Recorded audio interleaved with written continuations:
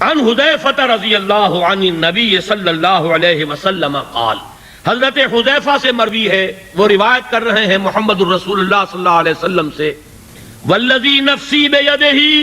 لوگوں کان کھول کر سن لو، میں اس ذات کی قسم کھا کر کہہ رہا ہوں جس کے ہاتھ میں میری جان ہے، یہ الفاظ ہے محمد الرسول اللہ صلی اللہ علیہ وسلم، لَتَأْمُرُنَّ بِالْمَعْرُوفِ وَتَنْهَوُنَّ عَنِ الْمُنْكَرِ، تمہیں لازماً نیکی کا حکم دینا ہوگا اور تمہیں لازماً بدی سے روکنا ہوگا، اَوْ لَيُوشِكَنَّ اللَّهُ أَن يَبْعَثَ عَلَيْكُمْ عِقَابًا، ورنہ پھر اس کا اندیشہ ہے شدید کہ اللہ تعالیٰ تم پر ایک بڑا شدید عذاب بھیجے گا،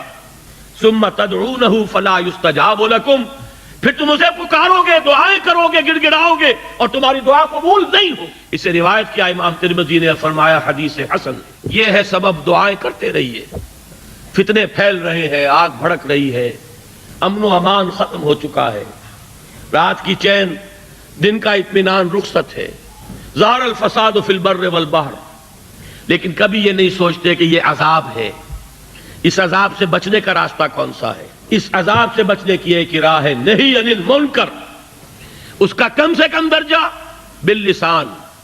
اور جد و جہد کی جائے کہ ایسی جمعیت قوت فراہم کی جائے